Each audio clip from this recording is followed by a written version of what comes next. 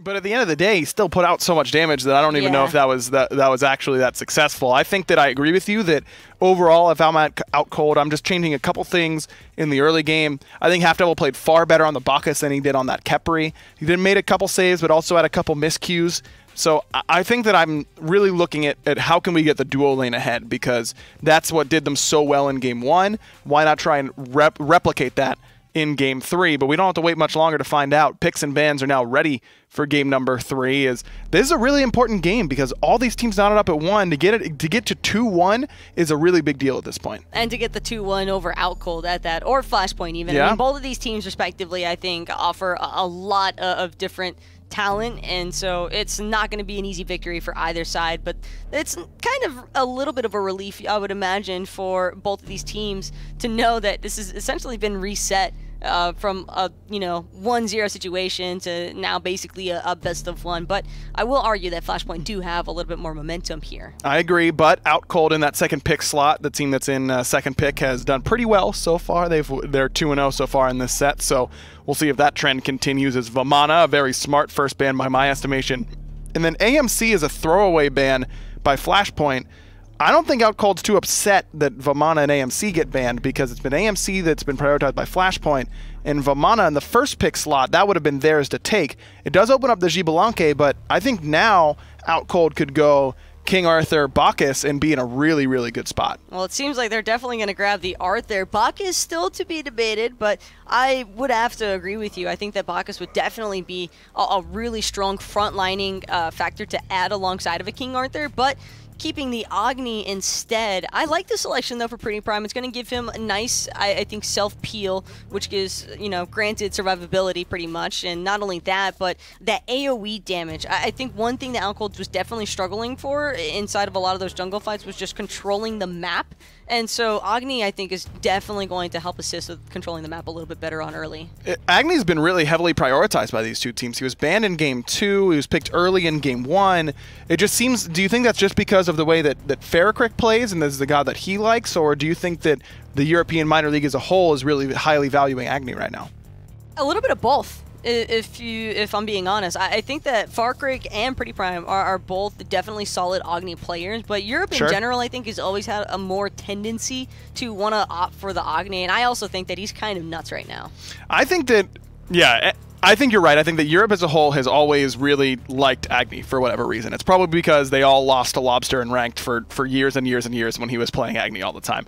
But I don't know. I just feel like this is a pretty heavy prioritization where Bacchus certainly could look good, but that Fenrir selection could be in the support role as well for HalfDevil. So keep an eye on that.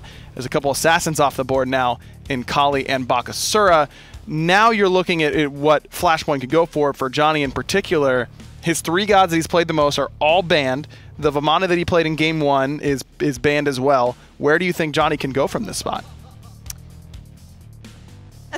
It's a tough one to ask. I'm not gonna lie. I mean, maybe a Daji. That's something that we've also seen Johnny play in the past, but I don't know how well that would synchronize with the Janus. And seeing the Mercury, I do have some concerns here because I think Mercury can kind of struggle at times to get into an Agni's danger zone, because Agni just has such good poke. He's just so safe. He has such good poke, and it can be really tough for our Mercury, I think, to work his way in there. So I think that this is definitely going to rely a little bit more so on that Xbalanque Darkest Night to really to really take off. I think otherwise, if Flashpoint aren't able to really sync up with the Mercury Sonic Boom and that Xbalanque Darkest Night, it might be really easy for OutCold to get away from that. There's the Bacchus pick for HalfDevil. That Fenrir kind of open-ended selection ends up paying off in my mind, because I think Fenrir jungle here actually looks really, really good. It does very well against Xbalanque. It does well against Khepri for the most part. If he's going to dash to silence your Brutalize, then his dash is still down, and it does well against the Mercury. Do you think OutCold end up taking this victory? OutCold got a last pit Bacchus. Everything about their draft says they should win, but it's so hard to tell sometimes. These two teams pretty evenly matched so far, but we got to get a winner right here. Game 3 coming at you between Flashpoint and OutCold. All down to this one, baby. Johnny's got the Merc. FrostiaK has the Fenrir. Dimi has the King Arthur. Me and Tolly have the call. Doug has the camera. And you guys have the chat. Who's got the win? That's the question. We'll find out. A little bit of poke between both of these teams. I'm surprised HalfDevil got the last pick, Bacchus, for his side, and he's willing to trade blows. Fusify, rather, trying to utilize that Khepri passive, but Bacchus, or the Bacchus passive, a little bit stronger when you can double stun like that. Kespainify taking way too much damage from these astral arrows out of Spudio. Bacchus is the flavor of the month, so to speak, as American Hi-Fi would say. But HalfDevil has been playing Bacchus since the beginning. This is one of his go-to characters. So when it's strong, he's extra strong. And it's going to look pretty clean out here in the minor league, I think. Looking for their own purple buff, knowing that they can't possibly clear this wave safely without taking too much damage. HalfDevil going to try to steal it away, but he has the belt. It's just so annoying. Oh, so close, actually, with that one basic attack. That would have been the most annoying thing. Just a... You ever steal an objective with just a basic attack? I always go back to Incon did that with the Gold Fury famously, right? The Geb basic. Germain. Well, with Germain, basic attack. Sure, but I mean that's a carry, right? When I see a support last hit, you know, yeah, that's different. Like that's a different story. I've done it with an on her basic attack in a rank game. None of that is impressive. Again, That is it was hilarious. a rank game. It was a carry. Doesn't matter. There's like 4 people doing a Gold Fury. I go in. I don't even impale. I could have impaled. I could have Desert Furied, but I'm like, nah. Talk about the solo Basic matchup. attack. No, I want to talk about my on her play. It was impressive to me. King Arthur, rarely should you fight against King Arthur. The window that you have is before Glad Shield is done. Yes. So right now, Sibi looking for a little bit of that fight. Kespainify here dealing with the knockup from HalfDevil. Again, ever aggressive. HalfDevil and Spudio. Love the fact that with the rotation from HalfDevil leaving the lane, that actually enabled Spudio to hit that level 3 marker first. So he has a little bit of a power spike play, and when you give a Ram that level 5 power spike opportunity for the Astral Barrage, if HalfDevil goes in onto either one of these 2 characters, Spudio should be able to clean up. Right knowing that there's no ultimate out of Fusify. Exactly. Fusify, that's going to be the big scary thing here, is that the fact that there's no execute on OutCold Gaming side. So what Sibi was able to do so successfully against the Khepri last time, OutCold doesn't have that opportunity. A little bit of an abduct route and Rising Dawn onto HalfDevil. Nice damage. Takes a lot of his health pool. He has 2 more health potions and a shell if he does need it. Fusify, gonna probably look for round number 2. If he really wants to. HalfDevil just waiting out for those ticks of the healing before going in yet again. I'm surprised that we're not seeing like a little bit of poke from Spudio through with Astral Arrows, but he's trying to position himself in such a manner that he's not getting hit by those branching bolas out of Kespainify. He doesn't want to allow this Xbalanque to build his passive stacks just very cleanly. So very easy since that last change. I don't have a better word for it. It's just easy. Deal the damage, get your stacks, and, well, deal the damage a second time, right? Dimi here on the King Arthur. One of the single most impactful characters, I think, in the game. His ability to just 1v multiple players with the Glad Shield, able to control and zone multiple players with the Glad Shield is unmatched, I think, in Smite right now. It's just so good for him because of 6 abilities, right? And then that's before the ultimate to give you 2 more abilities, which are very short cooldowns in their own right, as Dimi is going to back to base and use that teleport to finish off his Glad Shield. A good little power spike play, even picking up tier 1 boots in the same time. Mercury, though, gank in the left side. Off the mark, though. Oh, the turnaround. Not going to be good enough. Does get the beads out of Spudio. Oh, man, if Spudio was level 5 there. Yeah. That might have been a kill onto Johnny.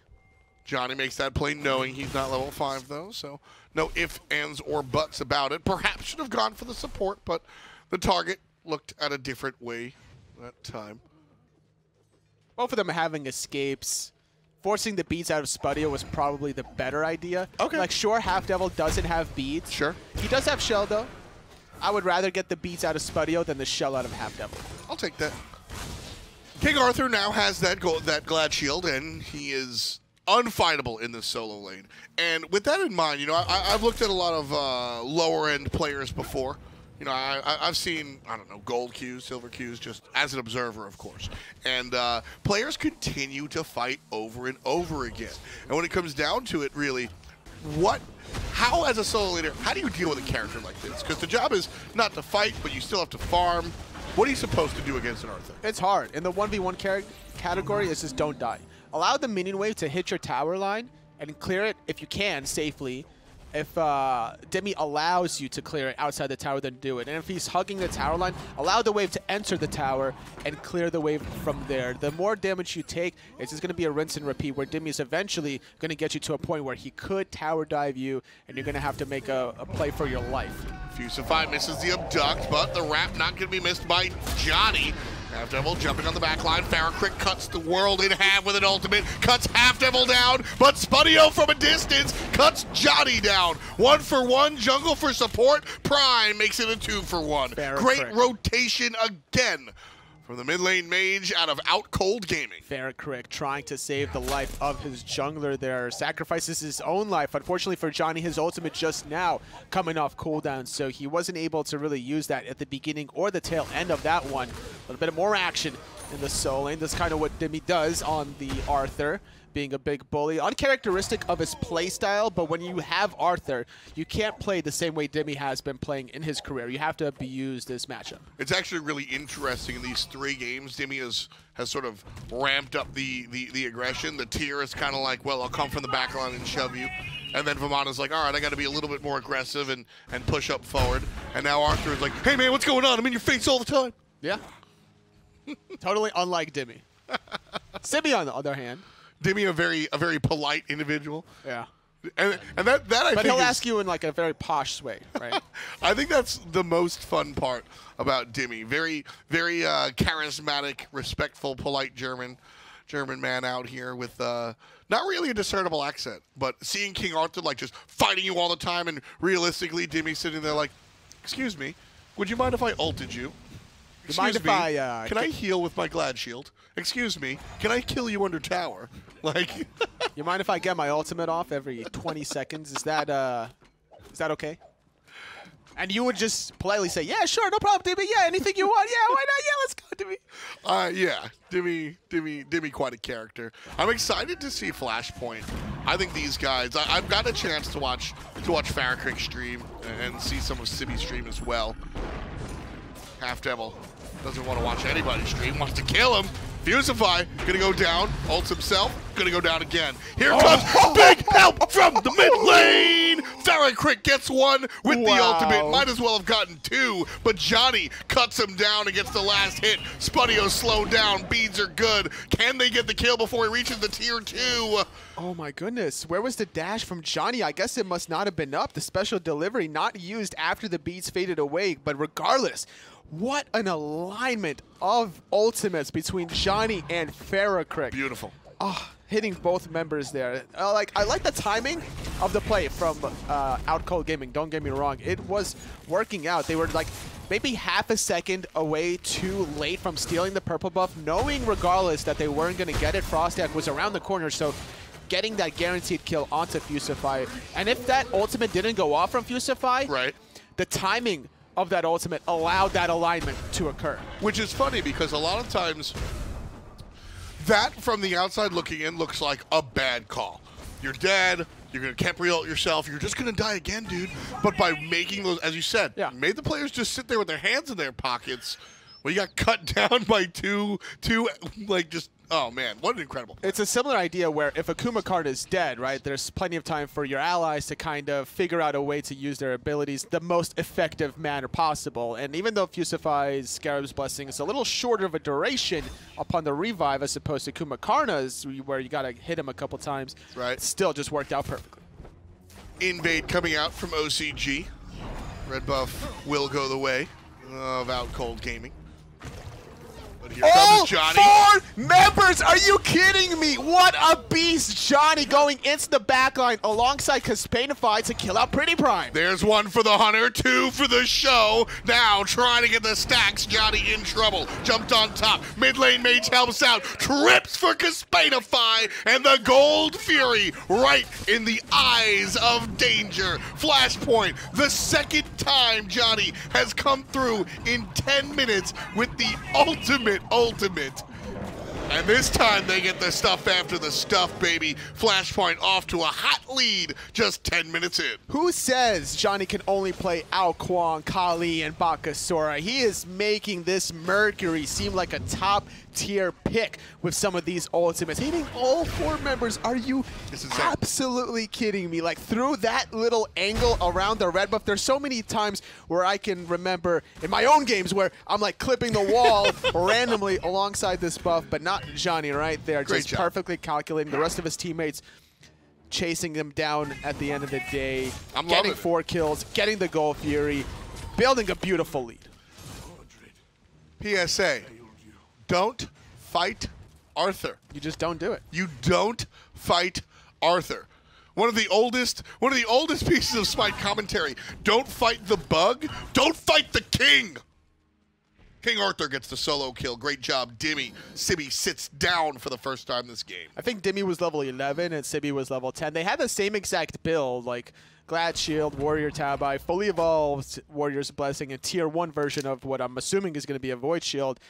But regardless, even though Sibi has more physical power with the passive, Dimi just has more abilities and cooldowns. FaraKrik's Janus one more time saves the day. Much happier with FaraKrik on the Janus than the Nuwa. Not a knock. FaraKrik can play other characters. Just so much more of an impact on the Janus. Providing damage, sure, but the utility just unmatched, man. Nobody does what Janus does. Even though OutCold Gaming weren't getting the better end of some of these last couple of exchanges, they're still willing to play aggressive and look for these plays, trying to catch out Fusify being out of position, forcing FaraKrik to use that through space and time is what they're all about. And give credit to where credit is due. Flashpoint are kind of allowing OutCold Gaming to make those overextensions and then use their global advantages to punish them for their transgressions. OutCold spreading the map now is exactly what they should be doing, just taking it easy. Pink's coming out onto FrostiaK as FaraKrik gets into trouble. Ooh, having to use the beads, not a good look for your mid laner. But FaraKrik, this is where he wants to be. FaraKrik wants to be slightly outside the team fight so he can fire this ultimate at a moment's notice, cutting down Prime, asking for the Aegis in getting just that, portaling his way out. The way FaraKrik has, you talk about Johnny finding the perfect angle, FaraKrik knows the geometry of this map so damn well. He's able to just find these portals. He knows exactly where he's going. One of my favorite things that FaraKrik does is he ults, follows the ult, hits somebody, unstables, and then 180s and portals a zillion miles away. Look for the team fight. Every time FaraKrik does that, Flashpoint wind up on top. This time they were looking for the offensive play, was Flashpoint. Unfortunately, the rest of OutCold Gaming were separating very well against Johnny's ultimate there. No Sonic Boom landing of that time around. The ultimate from Kespainify definitely showed the hand of what Flashpoint wanted to do. Maybe could have saved that a little bit later before the action really popped off. A lot of the success that FaraKrik has had in those moments has been in those moments of chaos. That's true. When everything's going wrong and everybody's flooding comms, and then all of a sudden, oh, we're fighting, I need peel, okay, I got a stun, I'm at 20%. That's what's happening on the other side almost every time. FaraKrik a little bit too quick there, just like Johnny, not able to find Prime. PrettyPriMe with a good reaction. And a nice taunt. I like the taunt. He saw the little sparkle in the tier 1 tower, and he just instantly 90-degree turn to the left side, dashed away.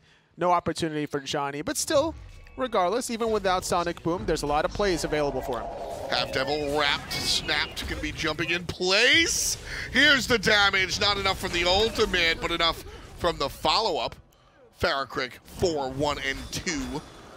Here comes the FaraKrik from the left to the right, avoiding the damage from the Agni. Pushing forward his Flashpoint with the 5-on-4. Dimi going to control the mid-lane mage. Fusify gets the last hit, but Johnny's already down. With him in the curtains, it's all about Dimi finishing off FaraKrik. Spudio, one more shot needed. Dimi gets it. The doubleune for Dimi. A great play by OutCold Gaming. They're not done yet. PrettyPriMe getting some ticks onto Sibi. Spudio around the corner as well. Fatal Strike is available, so you can't get too low against this Achilles. There goes the stun. There goes a bomb. Using that ultimate defensively. Not wanting to be the 4th victim for Flashpoint. Dimi making what was a bad situation originally for OutCold Gaming into a great one. Yeah, Mr. Turnaround for sure. That was a bad situation, as you said.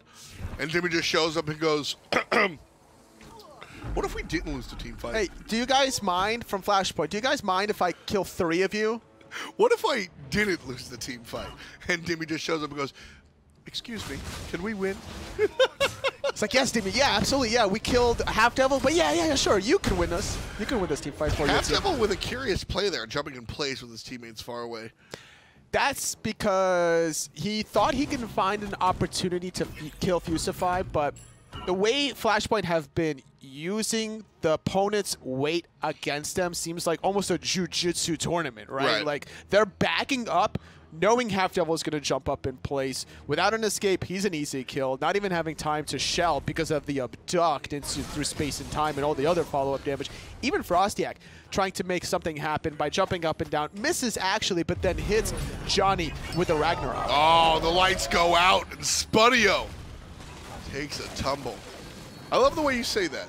Jiu-jitsu, similar to Krav Maga. Flashpoint are really waiting for OutCold to make the first move, and then using the enemy's momentum against them. For those unfamiliar with the illusion there, very tactical play from Flashpoint, getting the kill on the left-hand side. Now looking for the Primal Fury.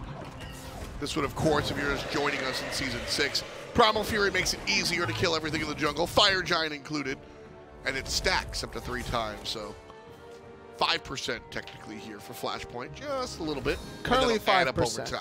Currently 5%. The next patch, once that does go live, will be buffed up to 7%, making it a little bit easier there to secure some of these objectives. And 5%, you know, you might think of it's such a low number, but I mean, you know, 5% of 1,000 damage, you're still dealing an extra, you know, 100 Fire damage. Giant's tough these days. Oh, sorry, 50 damage. I'll take anything against FG.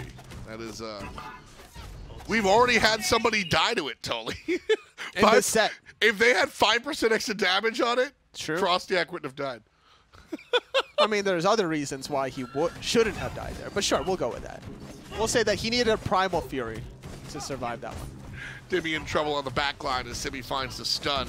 Big crits coming out against the Pyromancer, and that goes to Johnny. Now the fight after the fact. Fusify on the run, gets picked up by the King. He'll get just a little bit of help. That's disgusting. I'm sorry, folks. That legitimately surprised me. FaraKrik saving the life of Fusify, and I get it. So I shouldn't be surprised anymore. That's just what he does. Oh no, FrostiaK jumps up and down instead of jumping away from the action between a rock and a hard place. Good rotation from Kespainify, getting himself that 4th kill. Now it's Flashpoint with a 5-on-4 opportunity. Gets the tier 1 mid tower, looking for potentially a tier 2. FaraKrik not having too much mana, actually. Yeah, was just going to say, low on mana, kind of a precarious situation. But with the rest of the squad available, oh, here's FaraKrik Dimi. In trouble. Johnny shows up, puts one down. Sibi going to cut Dimi down as well. They're going to cut HalfDevil. Double kill for Sibi.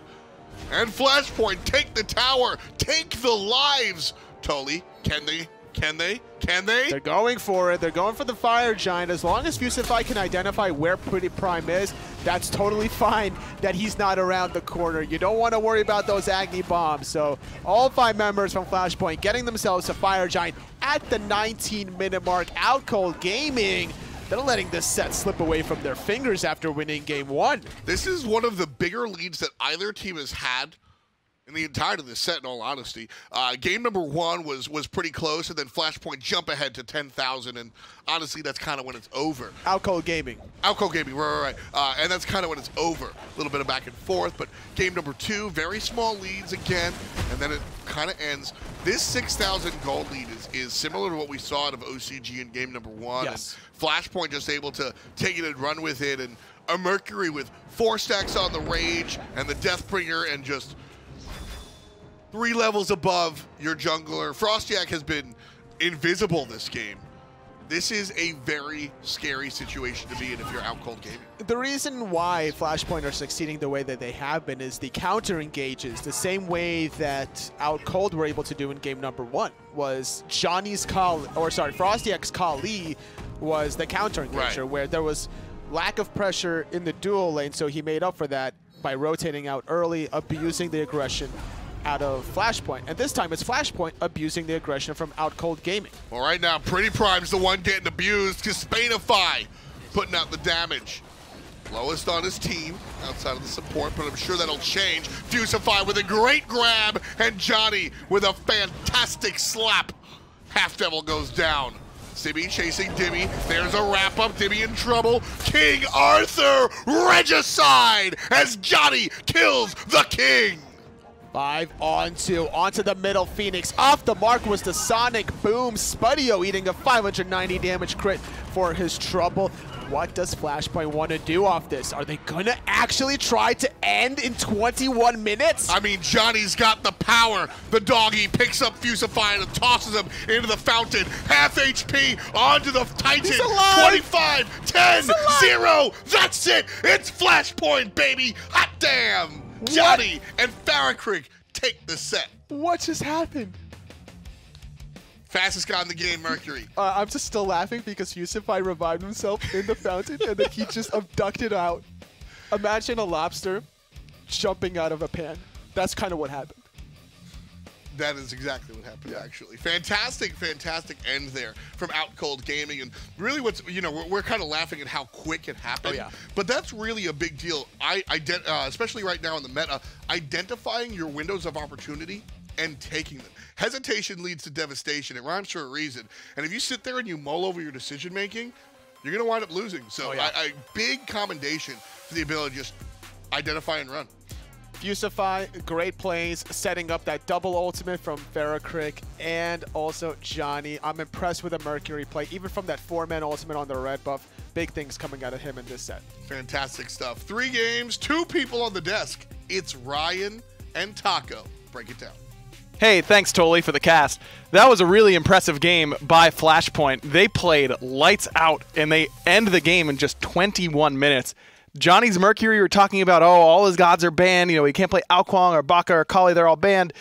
This man made Mercury look top tier again. It just felt like a full-on collapse, I think, after that initial 4-man wipe from these guys, OutCold Gaming. I don't know why. Sometimes, hey, words are hard sometimes. Hey, they're tough. But for real, though, I think that was some really impressive play off of FaraKrik and Johnny. They really came together in this one to bring it home. Man, that combination ultimate by the purple buff, I think we got a replay of that coming up pretty soon. That was perfect, man. Production, shout-outs to T. That you know who you are. This ultimate was insane. The lineup that came up. Oh, it wasn't this ultimate. Okay, classic. By me, not by anybody else. The way that these two played, just they worked so well together that it felt unstoppable.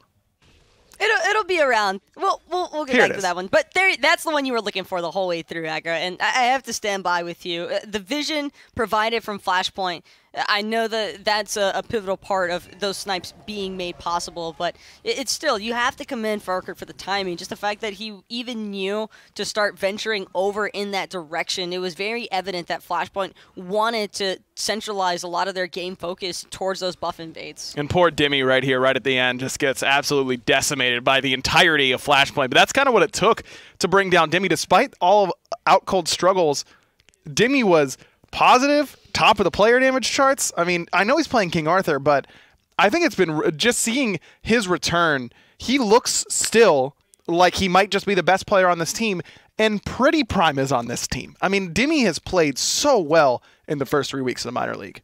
I think that Dimi definitely still looks like he's SPL caliber, if you were to ask me for my honest take on things. But one important thing to note, I think that Flashpoint definitely made the right decision. They weren't really looking to focus out Dimi either in a lot of these teamfight engagements. They kind of realized that with Fusify on the Khepri, they could afford to send Johnny or FaraKrik even a little bit deeper, as long as they were mindful of keeping that Khepri in range. And I think that made things a bit easier for Flashpoint to just consistently punish OutCold anytime their carry stepped even the slightest bit out of position. And oftentimes, it would be Dimi who I think would be too far out in front. So he was frontlining for his team, sure, but his carry he can't frontline and he can't peel for them at the same time. But there's only so much HalfDevil could do with how far behind he'd been put after a couple of picks, and that's why I think that Flashpoint were really able to run away with this one. OutCold Gaming fall to 1-2, a surprise, I'm sure, for many of their fans, but Keep in mind, this is going to be the team moving forward. Emilito now no longer on this roster. HalfDevil is the support of choice.